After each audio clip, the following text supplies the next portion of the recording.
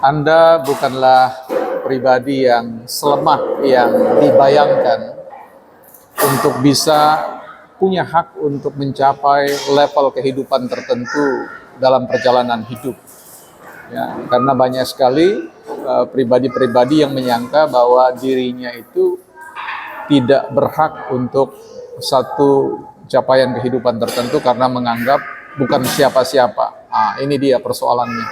Kata bukan siapa-siapa ini berbahaya bagi upaya-upaya kita untuk bergerak lebih maju dari sebelumnya. Nah, kita ini sebenarnya sudah hadir sebagai pribadi-pribadi yang sebenarnya punya potensi dan peluang untuk bisa mencapai apa yang menjadi impian kita. Tinggal bagaimana kemudian kita menjalani kehidupan ini dengan lebih cerdas, dengan lebih cerdik, dan memanfaatkan seluruh pengetahuan-pengetahuan yang ada. Karena banyak orang yang kemudian mengabaikan apa yang disebut dengan leverage, ya, alat ungkit untuk bisa kita bergerak selekas-lekasnya, ya, tentu bukan secepat-cepatnya, tapi selekas-lekasnya dalam pengertian on progress, ya, artinya kita dari hari ke hari mengalami suatu pertumbuhan. Dan untuk bisa mencapai suatu pertumbuhan itu tentu kita harus memiliki, sebagaimana yang saya katakan di dalam konten-konten sebelumnya, bicara tentang the first we must make habit and then habit make us. Artinya kita harus memiliki kebiasaan-kebiasaan. Mendefinisikan tentang kesuksesan dalam hidup ini bergantung pada paling tidak dua hal yang paling harus diperhatikan.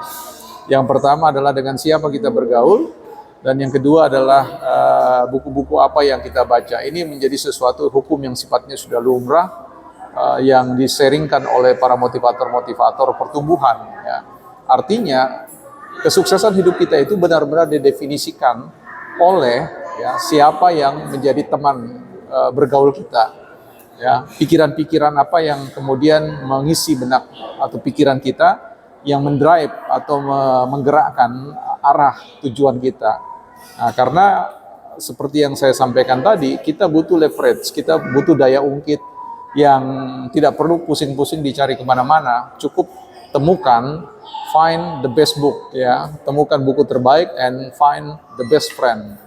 Temukan teman-teman terbaik yang tidak menghalangi teman-teman atau memperlambat, bahkan menjadi beban bagi Anda untuk melaju di jalur, di lintasan perjalanan sukses teman-teman.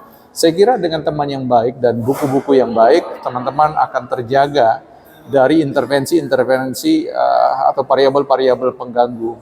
Karena itu teman-teman berupayalah, ya, untuk pertama tidak mengabaikan jati diri kita, ya, tidak meremehkan, tidak menganggap bahwa diri kita ini adalah pribadi yang tidak sama dengan orang lain atau pribadi yang ada di posisi sebagai orang yang tidak diperlengkapi oleh Sang Pencipta dengan seluruh peralatan-peralatan untuk bisa kita be maksimal dalam hidup ini atau mencapai kehidupan ini.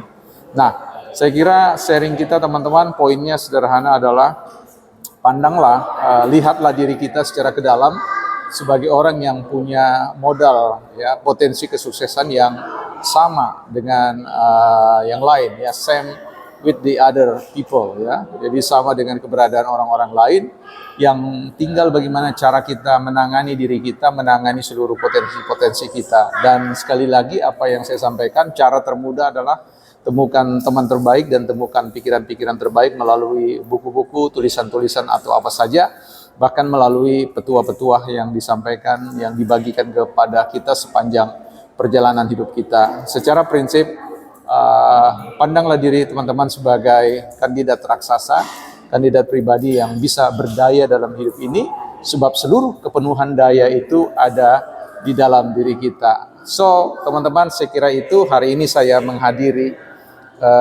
undangan, ya, yang ulang tahun ini, Bung Rafael, ya. Nah, selamat ulang tahun Bung Rafael, ya. Nah, ini kita ditraktir ini, ya, pada malam hari ini. Oke, saya kira di teman-teman, saya kira demikian, ya. Kita jumpa di konten-konten yang lain. See you.